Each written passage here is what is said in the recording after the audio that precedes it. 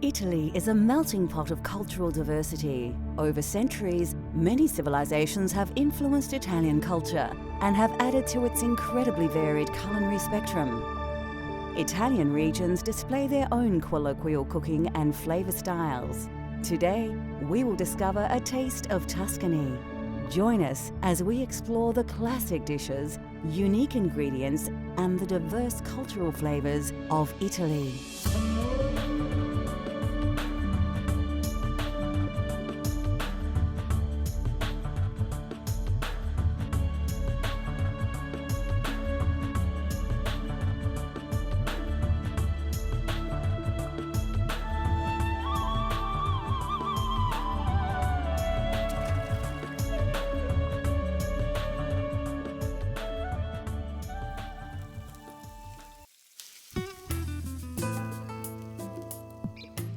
Situated on the Italian peninsula and part of both the European continent and southern Europe, Italy shares its alpine borders with France, Switzerland, Austria, and Slovenia. The food of Italy is famous throughout the world, with dishes like spaghetti, lasagna, and ravioli being found across the globe. But more importantly, the rich variety of regional cooking is alive and well, preserving some of this country's culinary history. Today, we will be exploring the flavours of Tuscany. Considered the birthplace of the Italian Renaissance, Tuscan cuisine is quite unique and even differs between the provinces. Tuscany is all about food and wine. It's all about the fresh produce, which they'll have homegrown or they'll get it from the markets, and then they're going to cook it, and they're going to cook it very slowly, and they're going to enjoy it with their family and their friends. They have lots of local vegetables and lots of pork and wild boar, which they make into small goods, and then they will share.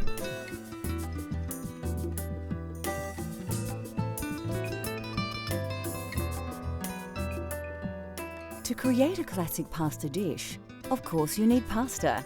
And rather than pick up some dried spaghetti at the supermarket, to experience the cultural flavours of Italy at home, you're going to need to make fresh pasta yourself. My first exposure to Italian cooking was in a small restaurant in London that my father used to take me to when I was a kid. And they used to make all their own pasta there, and they had all the wooden boxes with all the various sizes, shapes and colours of fresh pasta. You could just choose whichever pasta you wanted to go with your sauce, and that really excited me and got me interested in Italian cooking. All you need to make fresh pasta at home is some fine flour, some fresh eggs, and some semolina flour. First, take your flour and gently tip it out onto your workspace. Make sure your hands are dry, then using your fingers, make a small well in the flour. Take an egg and gently crack it into the well you've just created. Now the fun starts. Using your fingers, break the yolk so it mixes with the white, then gently work the egg around in a circular motion. What you are actually doing here is slowly picking up the flour around the edges and drawing it into the moist centre. When the egg and flour start to turn to a firmer paste, add another egg to the mixture and repeat the process. Don't be impatient and get tempted to stir the flour in faster, as this will introduce lumps into your dough that you'll have a hard time working out. As you work your mixture around, it will start to change consistency and the paste will develop into a dough.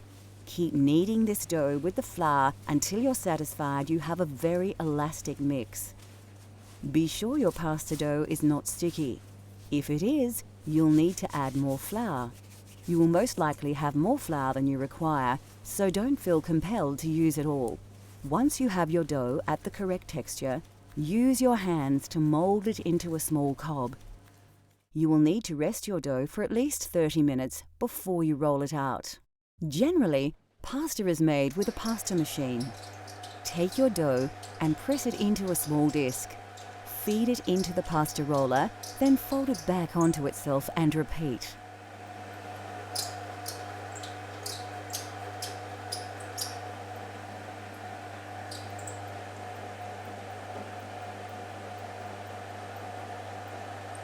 Keep rolling the pasta dough out until you have a long, thin sheet of pasta ready for cutting. Now, add your chosen pasta cutter to the pasta machine. Lightly dust your rolled dough with a little semolina and carefully slice your pasta. Once cut, dust your fresh pasta with semolina and put it aside for later. We'll cook our fresh pasta in a fettuccine alfunghi later in the show.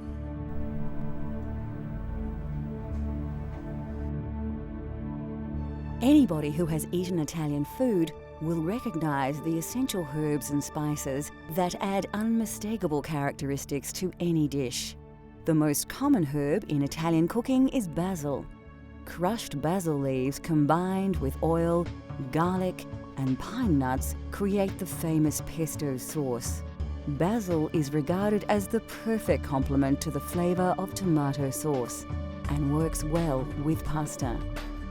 Another herb used widely in Italian cooking is oregano. Offering a complementary flavour to basil, it is also commonly used in tomato-based dishes. Of course, garlic features heavily in Italian cooking right across the country. Fennel seeds lend a distinctive aniseed flavour to roasted meat or fish. Rosemary makes a wonderful addition to roasted meats and vegetables. Often included in salads and dressings, sage is probably most famous as the key herb in saltimbocca. Italian parsley is recognisable by its distinct flat leaf. Parsley is used in many meat dishes, soups and stocks. Italian food is most richly flavoured with herbs, but of course some spices do feature prominently. Coarse sea salt is used across the nation, although some regions, like Tuscany, use it very sparingly. Fresh dried black peppercorns, saffron and coriander feature prominently. Nutmeg is used in savoury dishes and desserts, and vanilla is a popular dessert spice. Ginger is rarely used in Italy, although it is very popular in the Apulia and Basilicata regions, showing just how diverse the cultural flavours of Italy are. Still to come on Cultural Flavours, Italy. We turn our freshly made pasta into a delicious mushroom taste sensation, and we discover the secret of making perfect, authentic Italian coffee. In Italy, wild mushrooms have always been a favourite part of the local cuisine. With mushrooms available everywhere, anybody can make this dish at home. You may even want to splash out on a famously expensive ingredient. The mushrooms have got a beautiful aroma, so they're able to put them in all sorts of dishes. They might cook it up as an omelette for the younger family, or pop it into another slow cooked meal so that it can be used in very many different ways. They'll actually even put them into some sort of cheese, especially the truffles, so that they can continue to have the truffles mature in their lovely cheese.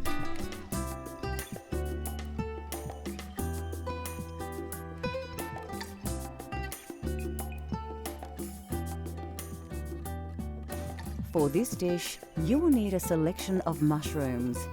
You can use fresh local varieties or a combination of fresh and dried.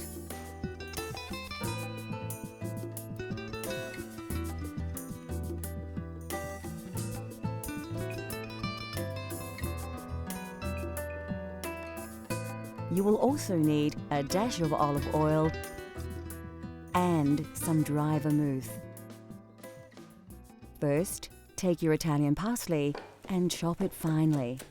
It's important to use fresh parsley in your pasta dishes, as the dried alternative can lack flavour. Put it aside, as you will need to add it to your dish much later. The next step is to slice your mushrooms. The trick here is to try and keep the size uniform so they cook evenly.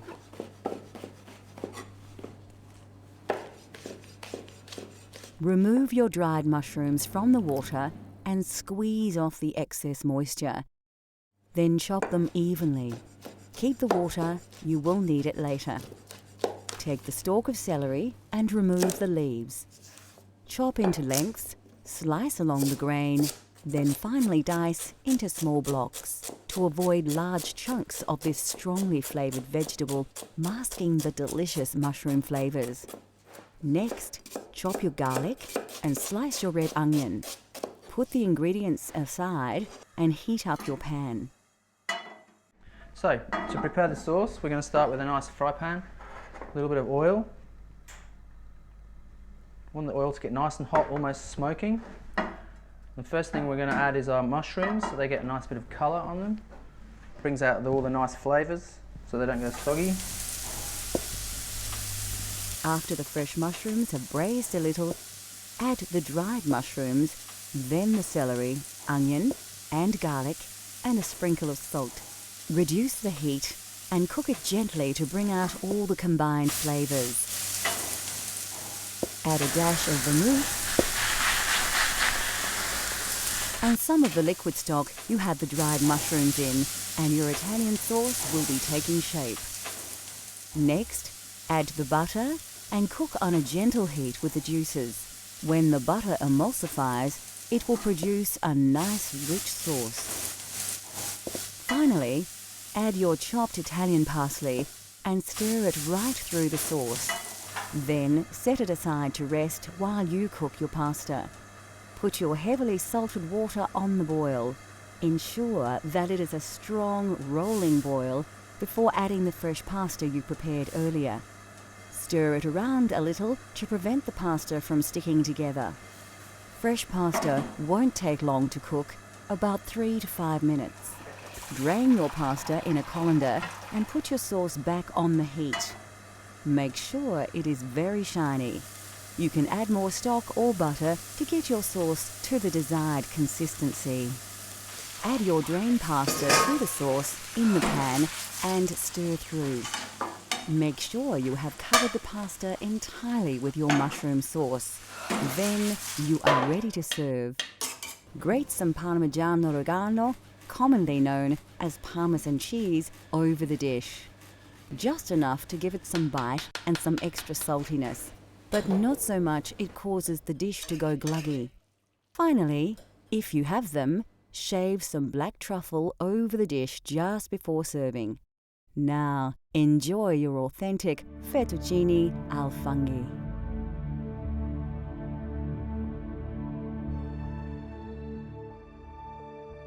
Italy is said to be one of the healthiest nations on the planet, and this is in large to do with a healthy diet, rich in vegetables and vegetable oils.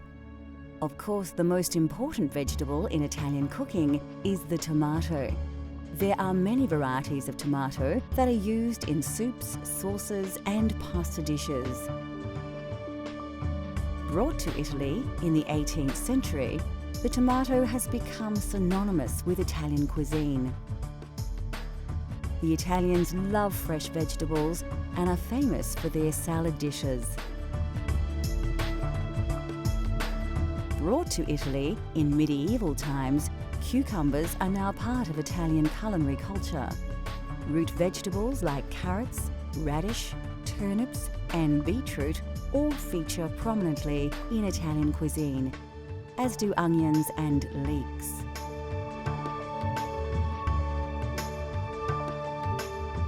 Cabbages, cauliflowers, spinach and rhubarb are also part of the Italian diet.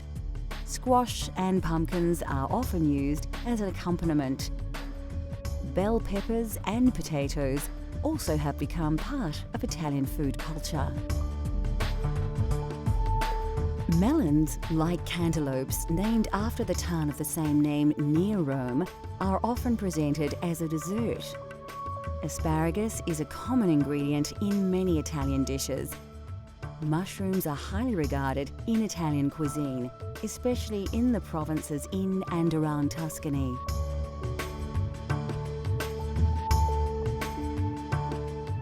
Of course, Italian cooking features all kinds of mushrooms, especially the porcini mushroom, but you can use local varieties in your own Italian-inspired dishes.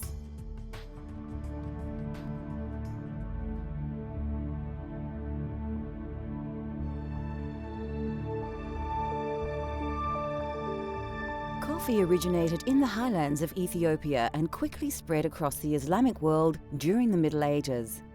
It was only introduced to Europe via Italy as late as the 16th century by Venetian merchants who had been trading with Muslims from the East.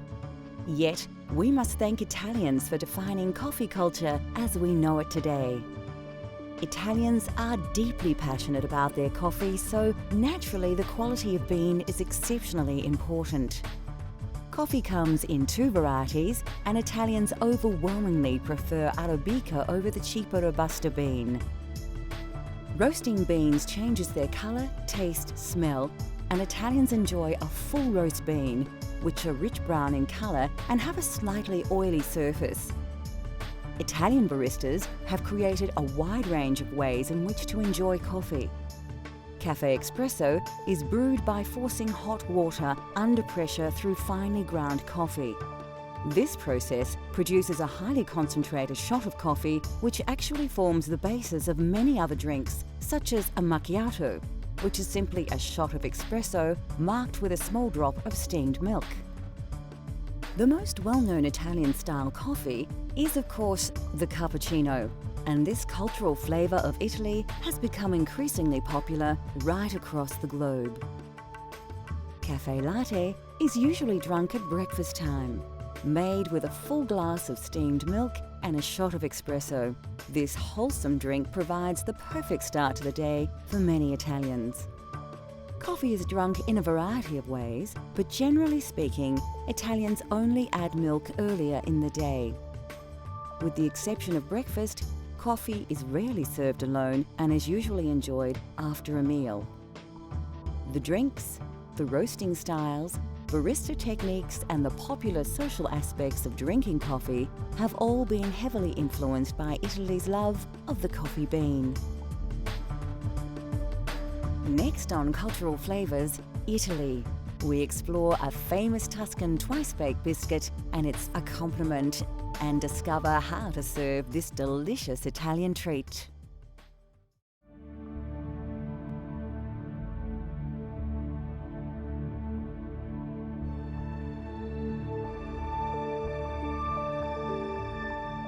There are hundreds of types of pasta, but generally authentic pasta is made from durum wheat flour or semolina, which accounts for its yellow tinge. Durum wheat is believed to have been introduced to Sicily by the Arabs in the 7th century, and pasta has become the national dish of Italy. Of course, fresh is best, and authentic Italian pasta has texture and flavour characteristics that is difficult to replicate with dried alternatives. Having said that, there are a multitude of dried pasta options that keep well, so it has become a staple in many kitchens across the world.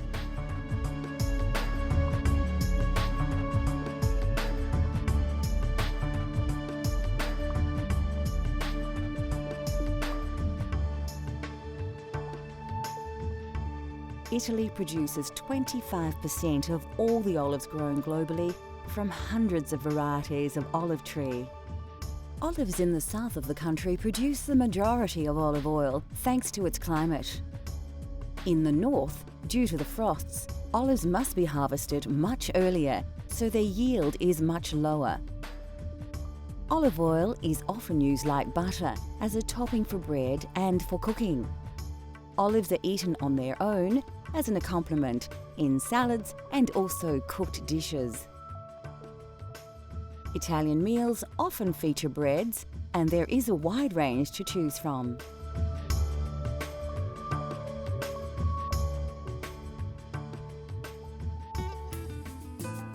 Italian food is rich with tradition, and there are few foods more traditional than biscotti. Tuscany, they love their biscotti. So they'll go to the local market and they'll get their flour and their sugar and the nuts, whatever nuts mum wants to use that might be in season, and they'll go home and there it will be in their beautiful kitchen, and they'll start mixing the flour, the eggs, the butter, the nuts, and then they'll roll and then they'll bake. And then with the biscotti, they need to slice them again, and then they'll need to rebake, so it's the double baked biscuit. That process, of course, brings the family together because it takes quite a long time for them to be able to do that. And then more especially, those biscotti are shared with their family and their friends. And because they are so hot and so crisp, they'll be able to share them for the rest of the week.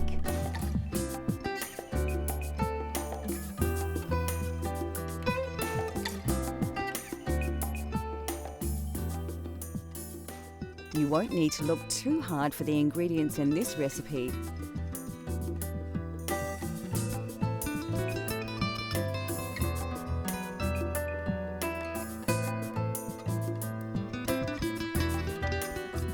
Place your butter in a bowl and add your caster sugar.